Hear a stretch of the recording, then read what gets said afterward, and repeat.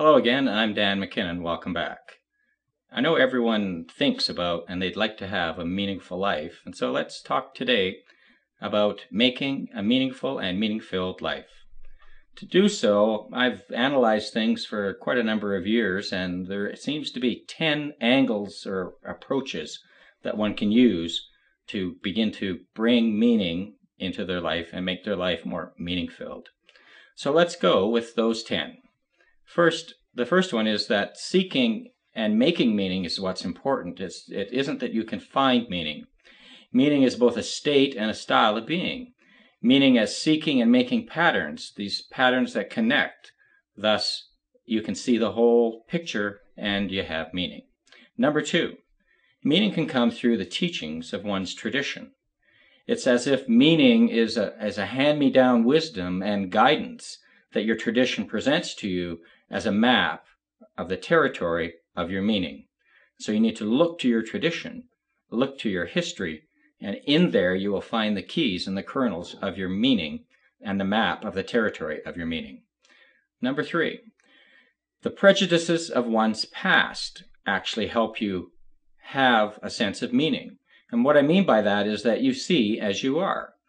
Meaning appears to you by your preconditions and your presuppositions that you bring into the present perspective. It's as if these presuppositions and prejudices become lenses for your learning and for your living, and from that, for your meaning.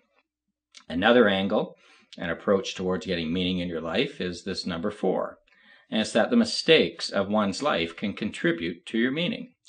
It seems to be that we have to sometimes make mistakes, make errors, so that we can see how we have to reset and reapproach our angle of discovery. So it's as if a mistake is a portal of discovery. Another angle on mistakes, or looking at mistakes, is that really mistakes are just one more step towards a perfect understanding.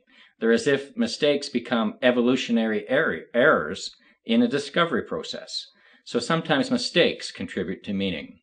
Number 5, another thing that contributes to meaning often for people is that sometimes suffering, intense pain, and not understanding or misunderstanding forces one's soul to subdue the ego and then prepare a person for higher vision. It's as if all suffering prepares you for vision and you get a new insight to your meaning.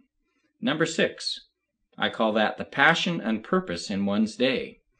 What each of us needs to get a meaningful life and a meaning-filled life is some ultimate concern, some cause that we can commit to and anchor on and have that pull us through our life and make our life much more meaningful.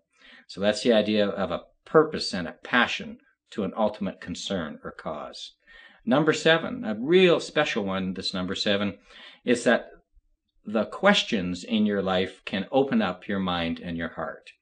What happens is that with a question, something like what is, or why, or how, that in a sense sort of cracks open one's horizons of understanding. And so questions become frames for meanings in one's life. You ask the question, and inside that frame appears the answer, which is some meaning for you.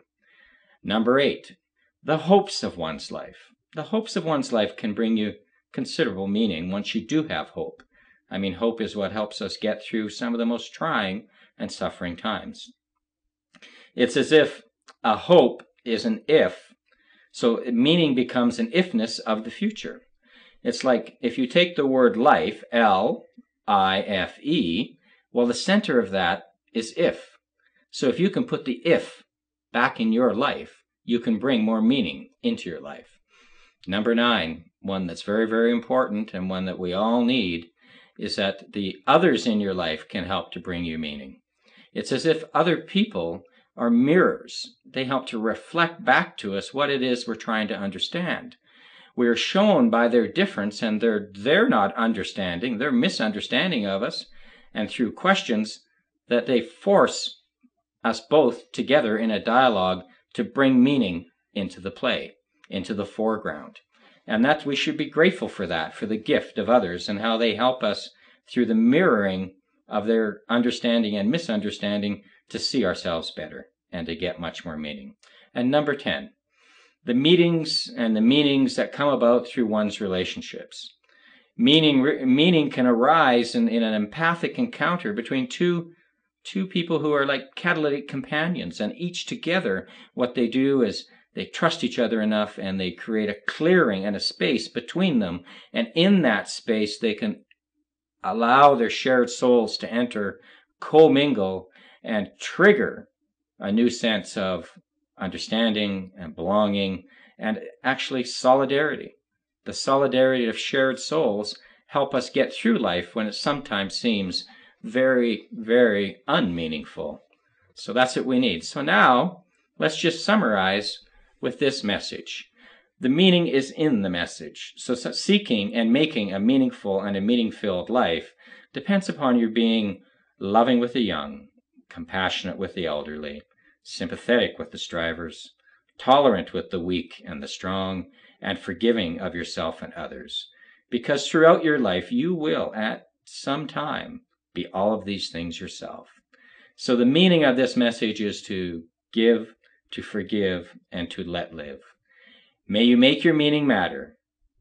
It's up to you. We can seek and we can make meaning.